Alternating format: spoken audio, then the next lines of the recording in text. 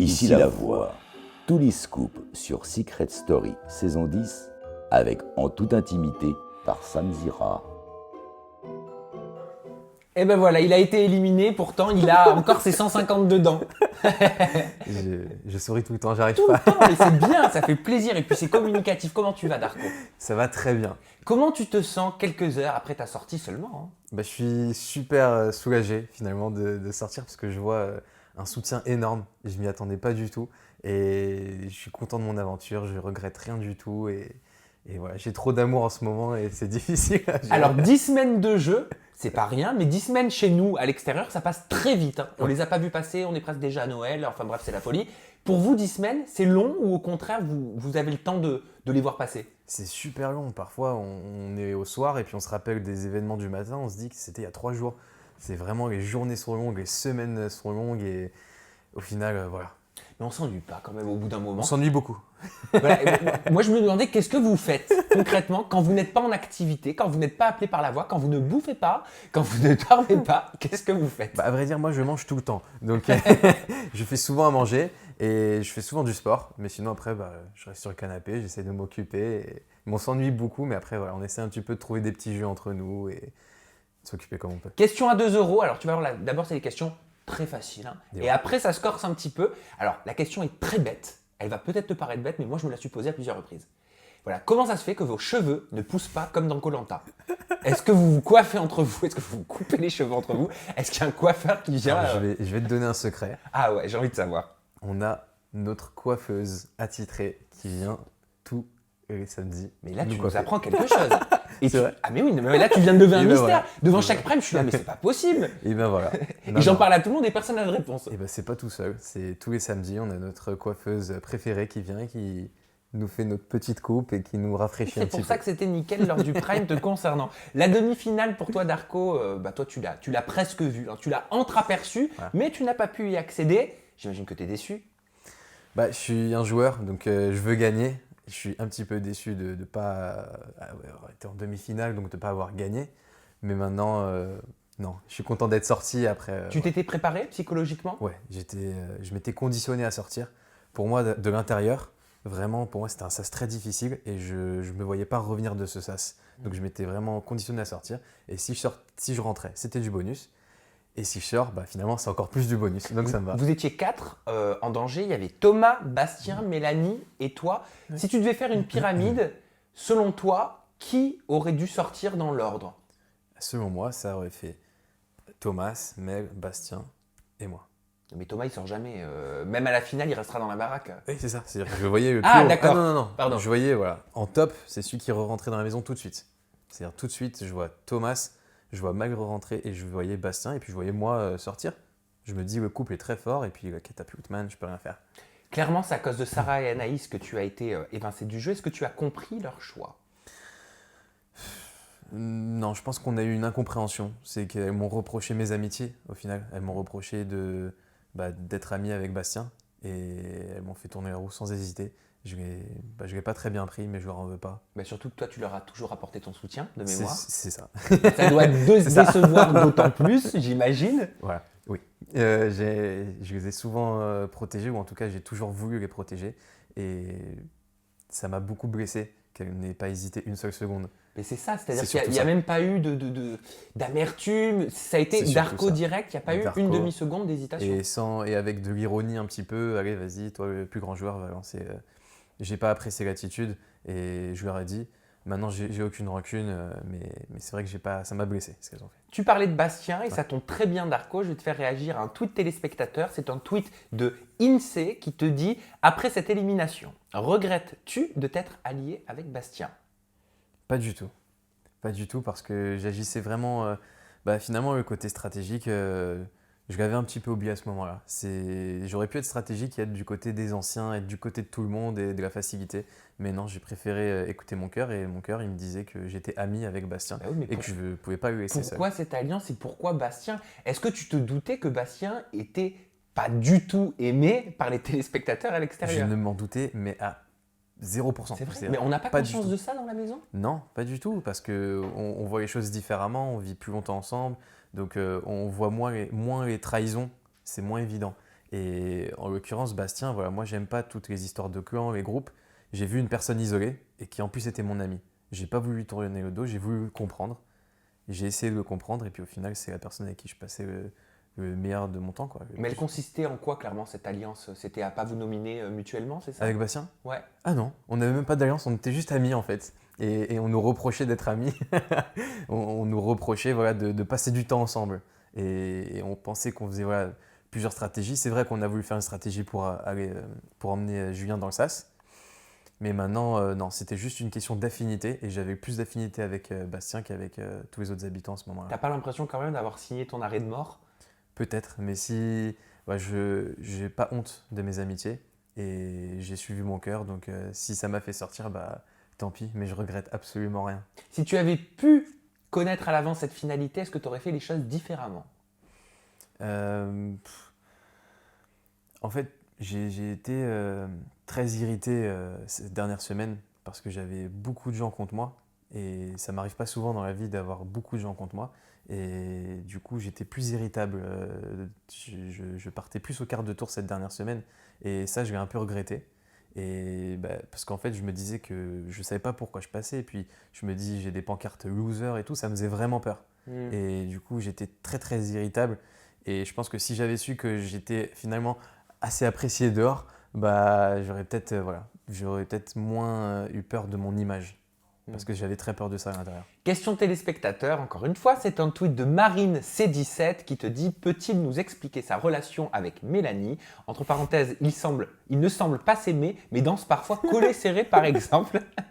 Est-ce que tu as l'impression en gros d'avoir retourné ta veste avec Mélanie? Mais non, je ne comprends pas non plus notre relation. C'est très complexe parce que cette fille est extrêmement complexe. C'est-à-dire qu'on peut s'aimer, mais à la folie, comme on peut se haïr du plus profond de notre âme. Et voilà, on peut se dire je t'aime, puis vouloir vraiment se taper dessus après. On est vraiment... c'est bizarre. Donc c'est exactement comme on a vu à l'écran, on peut se détester, se disputer, puis danser très collé serré après. Même nous, on n'explique pas, on n'arrive pas à avoir de rancune. Celle qui n'a pas compris, c'est Anaïs Camizuli, qui était guest donc, dans le programme pendant une semaine.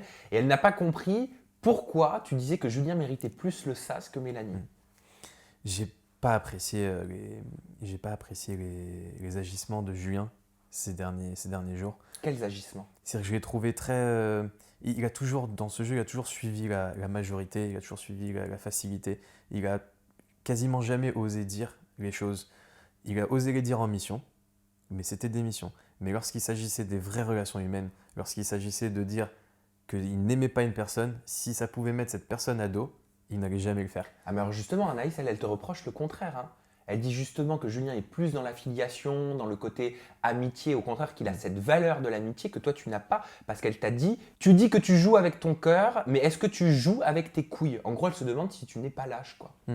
Si j'étais lâche, j'aurais pas été contre Marvin quand personne n'était contre lui, j'aurais pas été contre tout mon clan quand tout le monde suivait les clans, j'aurais pas voulu sauver tous mes amis quand c'était... je pense que une attitude là, j'en ai pas. On était très conscient que Julien, c'était un des plus forts d'entre nous. Il a quand même battu Fanny. C'est pas pour autant que je le voulais pas dans le SAS. Je le voulais dans le SAS contre moi, et même s'il me battait, c'est pas grave. Donc non, je pense pas avoir une attitude de lâche. Mais en l'occurrence, je dis pas que Julien est un lâche, mais je dis que parfois il avait des attitudes où il craignait de dire les choses, il n'osait pas les dire pour pouvoir avancer dans le jeu. Son but était d'éviter les SAS plutôt que de dire la vérité. Donc tu penses qu'en gros, Julien n'était pas quoi? Il n'était pas assez honnête dans le jeu? Pas assez honnête dans ses relations humaines. C'est-à-dire qu'il pouvait détester Sarah, mais si Sarah avait un quelconque pouvoir de décision à un moment donné, il pouvait être son meilleur ami. C'est ce qu'on appelle une girouette, hein, vulgairement. Ah oui, mais c'est ce qu'on lui reprochait beaucoup. Et en l'occurrence, cette semaine, j'étais très irritable parce que j'ai eu beaucoup de gens contre moi et je le voyais vraiment me taquiner au quotidien. Et il m'a plus dérangé que Mel, beaucoup plus dérangé que Mel cette semaine. Donc oui, mon cœur disait je veux Julien à côté de moi dans le SAS. En parlant de Mélanie, elle a choisi de ne pas sacrifier 5 000 € de sa cagnotte et divulguer en gros toutes les critiques qu'elle a faites à l'encontre des habitants de la Maison des Secrets, ce qui n'a pas du tout plu à Anaïs.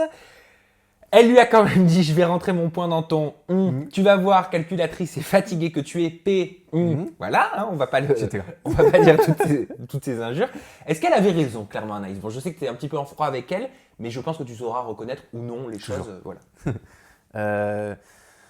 Anaïs est très vulgaire. Non, j'allais dire elle est de Marseille. Tous les gens de Marseille ne sont pas vulgaires, mais elle est de Marseille et elle parle un petit peu comme elle pense. Elle est très vulgaire. Maintenant, je pense que dans ce qu'elle a dit, il y avait du vrai. Mélanie, c'est quelqu'un de très, très, très calculateur et pas du tout naïf. Elle sait exactement ce qu'elle fait. Et c'est très souvent une personne très méchante. Et c'est ce qui m'a beaucoup gêné dans l'aventure. C'est que j'ai du mal avec les gens qui sont méchants. Alors, attends, tu dis une personne très méchante. Moi, j'ai besoin que tu m'apportes une preuve. J'ai besoin que tu me dises, que tu justifies sa méchanceté. Bah, c'est des regards. C'est des regards, des gestes, des mots très violents à l'encontre de certains candidats. Mais elle sait que ça passera pas à l'écran. Ah, mais peut-être. Ou alors ça passe, mais après, elle va passer la pommade 2 minutes après, puis voilà. Elle est excessive dans tout ce qu'elle fait. Et donc dans sa méchanceté aussi. Et ça me dérange. Et voilà.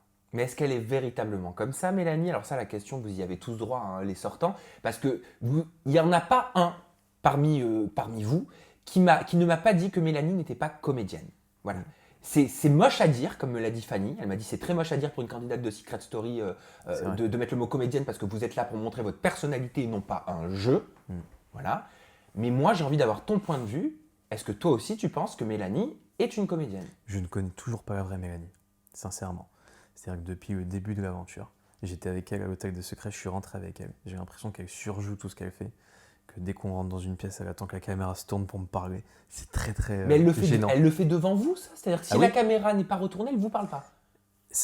Au début, c'était ça. Maintenant, elle fait attention. Mais on a déjà vu des fois où elle fait rien, puis elle rejette le regard, elle regarde la caméra et là d'un coup elle agit. Et c'est très perturbant, c'est très gênant. Du coup, on ne sait plus trop quand elle est naturelle. On se dit qu'elle fait que de l'excès. Pourquoi vous lui dites pas, Mélanie, pourquoi t'attends qu'il y ait la caméra? On fait que de lui dire et elle fait du mail. Elle fait mais non, j'ai jamais dit ça. Bon, vas-y, vous me saoulez tous. Et puis elle court et elle fait du mail quoi. Et après, c'est très difficile de lui en vouloir quand elle vient me voir. Elle me fait ça va mon coq. Mais pourquoi elle fait ça, Darko, d'après toi? T'as l'air d'être un garçon très intelligent. Est-ce qu'elle fait ça par manque de confiance en elle? Tu sais, ça peut arriver, hein, ça impressionne aussi les caméras. Ou est-ce qu'elle fait ça parce qu'elle a bouffé tous les Secret Story depuis 10 saisons et qu'elle sait où elle veut aller? Selon moi, elle sait exactement ce qu'elle fait. Elle sait exactement où elle va. J'ai l'impression qu'elle a été vraiment programmée pour faire Secret Story. iRobot, intelligence artificielle. Ouais, c'est une fille qui, dès le début, nous a répété et répété qu'elle ne connaissait pas du tout Secret Story, qu'elle n'avait jamais regardé. Sauf qu'à chaque fois qu'on fait des références, eh ben, c'est elle qui approfondit nos références et qui sait mieux que nous. Wikipédia. Ouais, c'est le Wikipédia du Secret Story. Donc, elle a voulu cacher qu'elle ne connaissait pas. Finalement, elle connaît tout. Il y a anguille sous roche pour moi. Et vraiment été programmée. Je lui poserai la question quand elle sortira. On va passer à ton secret qui a suscité la polémique, mon cher Darko. D'abord, ton secret était le premier à avoir été découvert. C'est la loose, là pour le coup, comme disent les téléspectateurs. Donc, on rappelle ton secret. Je suis une star mondiale de e-sport. Seulement Bruce Granek, champion du monde Pro Evolution Soccer, moi j'y connais rien, donc c'est pour ça que je lis un petit peu plus, a déclaré dans une interview accordée à Pure Break que ce n'était pas vrai du tout et que tu étais juste un coach. Est-ce qu'il a raison? Il est très gentil ce monsieur, je ne le connais pas du tout non plus. C'est vrai? Oui, mais oui, parce qu'on ne joue pas au même jeu en fait. Et non. Mais c'est du e-sport. C'est du e-sport, mais il confond 2 périodes de ma vie. C'est-à-dire que j'ai été coach. Tu es là pour tout nous expliquer. Voilà. Il confond 2 périodes de ma vie. C'est que j'ai été coach plus récemment. Et c'était beaucoup plus médiatisé que lorsque j'étais joueur pro. J'ai été pro gamer, donc joueur pro en 2011 et 2012.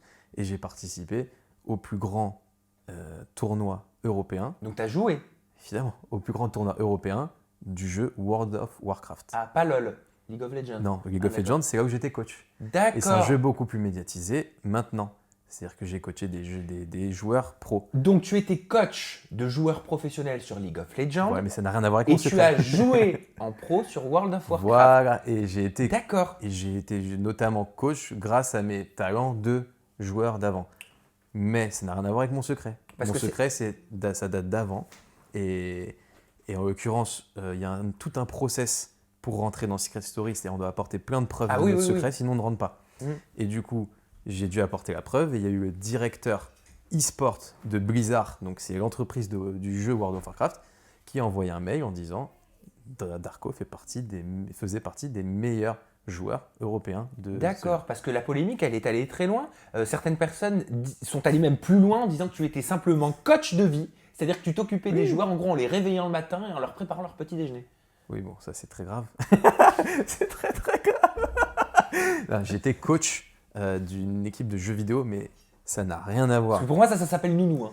Oui, et en l'occurrence, ça n'a rien à voir avec mon secret. Mais déjà, de voir ce que j'étais coach, je l'ai coaché en stratégie et en tout, dans la vie, mais aussi en stratégie. Et je faisais des interviews, etc. par rapport à leur jeu. Mais sinon, par rapport à mon secret, c'était en 2011 et 2012, où je faisais partie des meilleurs joueurs européens de World of Warcraft. Bon, très bien. Allez, on a 5 minutes. Il nous reste 5 minutes, Darko. Donc, on va vraiment y aller fisa parce que j'ai encore 2 thèmes. Celui-ci, c'est alerte dossier sur YouTube. Dream Z Story TV. Ça te parle? Bah oui, c'est ma chaîne YouTube. Bah oui, c'est la chaîne YouTube. Coach en séduction, en anglais, avec un accent un petit peu approximatif quand même. Donc, tu donnes des conseils aux hommes pour pouvoir séduire les femmes. Je voulais savoir si c'était l'hôpital qui se foutait de la charité. À vrai dire, c'était vraiment une vidéo tournée avec humour, 5e degré, 10e degré, comme je fais avec ma drague. J'essaie de tout faire avec humour. Dans la vraie vie, tu te prends autant de râteaux ou pas? Bah non. C'est vrai? Non. C'est-à-dire qu'en fait, dans la maison, je pense qu'on a souvent confondu ma gentillesse pour de la drague. Et du coup, bah. Oh, de la gentillesse, oui, faut pas abuser. Oui. Quelle fille tu n'as pas essayé dans la saison 10 de Secret? Vraiment toutes. Il y a juste Anaïs où vraiment on a eu un petit rapprochement tous les deux, une petite tentation tous les deux. Ah, alors parle-moi de cette tentation, parce que c'est important de mettre les bons mots sur votre relation. Voilà. Parce que pour moi, vu de l'extérieur, elle est très ambiguë, cette relation. Ne me dis pas que c'est de l'amitié, parce que je suis désolé, je ne te croirai pas. Il n'y a pas d'amitié. Voilà, je te laisse nous expliquer. Alors, avec Anaïs, on savait pertinemment qu'elle avait un copain, depuis le début. Ah, t'as anticipé mes questions, c'est bien. On savait qu'elle avait un copain. Donc, on savait qu'il n'y aurait rien. Sauf que nous sommes enfermés pendant très longtemps. Donc, nous sommes des joueurs tous les deux, nous aimons plaire tous les deux, nous aimons séduire. Notre jeu de séduction nous faisait du bien, nous plaisait.